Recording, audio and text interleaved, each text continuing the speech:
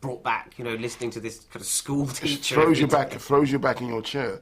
So anyway, it was one of those situations where it was that situation where you have two extremes.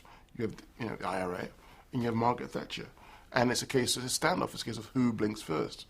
The film is steeped in politics, absolutely, but it's how one has to deal with those circumstances, how one has to survive within your environment.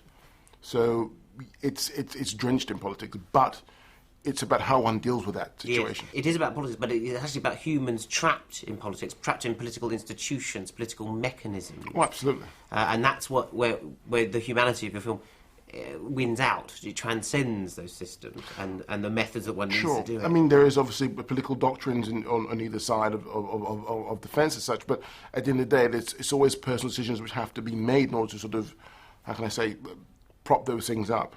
Mm. Let's talk about the technical aspect of making this film, which is as extraordinary as the subject matter, I think.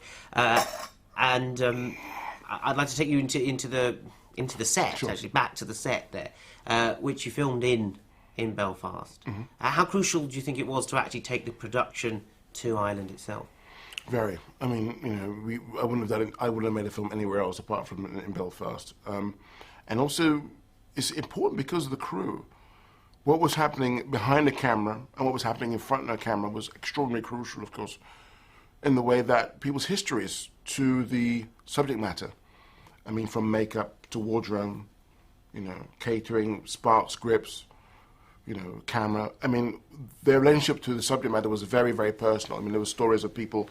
Everyone had a story to tell about when Bobby Sands died, and being woken up, by their mothers to get up, to come into the streets, putting on the lights in the house, and making noise with cups and dustbin lids and so forth and whatnot. It was a real sort of event. So where were you when Bobby Sands died? Yeah, precisely.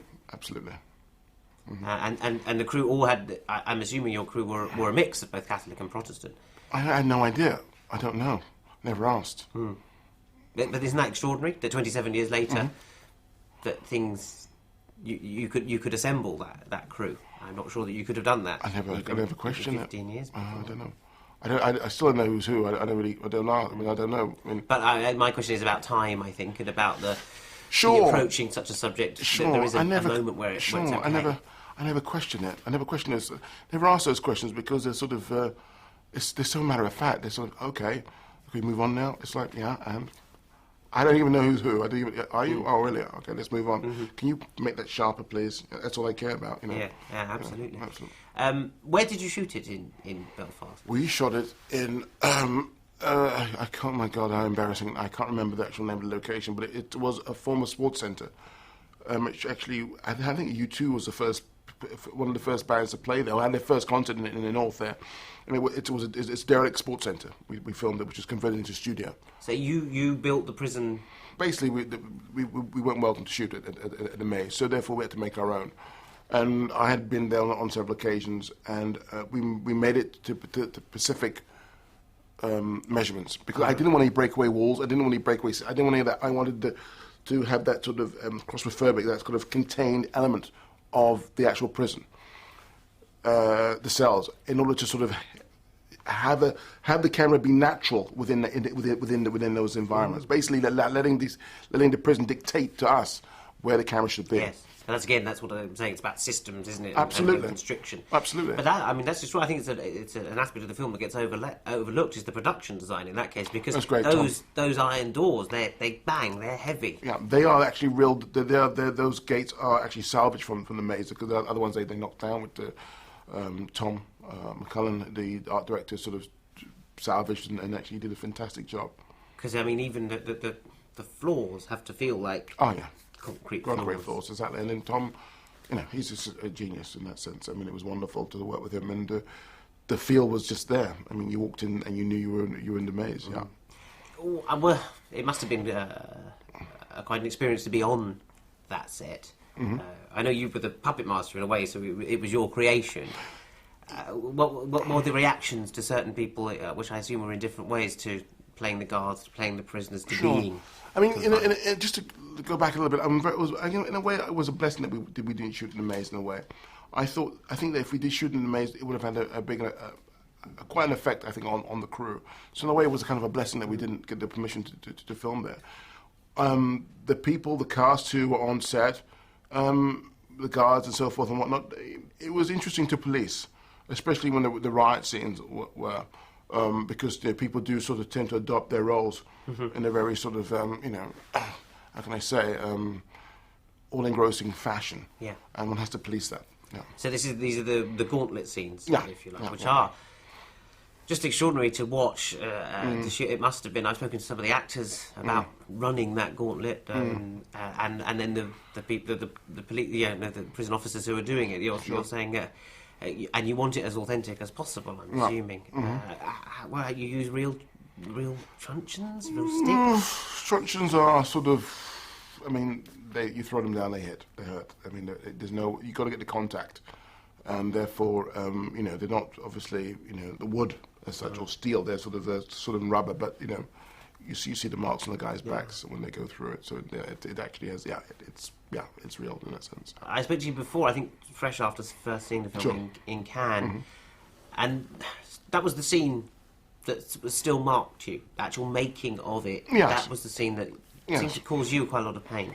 A bit of distress, because what it is that you are responsible for violence. You're responsible for it, and you're responsible in the way of how it being inflicted on the actual actors. And when you got these guys who look like stormtroopers, all in black, with these batons, and you're looking at the monitor. And these naked guys have to run it, and you've got to do several takes to get it. I think we did 4 takes. I mean, there was one time, like I said, I just said cut because I just couldn't take it, because it was just real. It was there. It was real. It wasn't pretend. It wasn't acting. It was real, because there's no way these guys have to go through this gauntlet, and they're protecting them, trying to protect themselves, and run through this thing in order to not be hurt or hit or whatever. So I think the 3rd or 4th take, I said cut, and stop, guys. They're exhausted. I go on set, and I say to them, look, do you want to do this again? I mean, you don't have to if you don't want. We could do something around it. And they were just sort of really passionate about it. I mean, everyone was passionate about this film. Said, Steve, we really want to do it again. Please let us do it again. Can we do it again? And begging me to do it again. So we go again, and. We get it. We get the take, and it's sort of it was very. It was very. It was very strong impact on me, because when we got the take, which you see on the cinema now, it was it was very. How can I say? I had to walk away from the set because I never had a situation like this before, where I sort of had a bit of a tear, as it were. But it was odd. It was a very odd thing, because you realised that the holding on to something in you, but at the same time having a situation where we're responsible for violence, and obviously, I said this before, we were dancing with ghosts. I saw it. I knew it. I saw it, and it was just spooky and painful. But we did it. We got through it. It was wonderful, and we got it. And wonderful is not the right word, but we got through it. What's your reaction to violence, Steve? You don't strike me as a violent man. No, but maybe you could.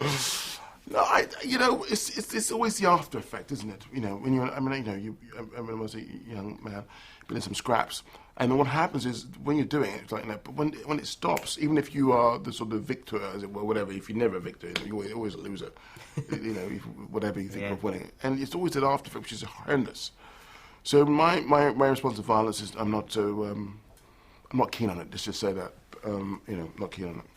The scene which people like to talk about in Hunger is the amazing 22-minute midsection of the film, the two-hander scene between Michael Fassbender, Liam Cunningham, which is, after so much physical filmmaking, almost silent, really. You come at us with words in this extraordinary scene. Did you always see it as a one-shot 22-minute two-hander? Well,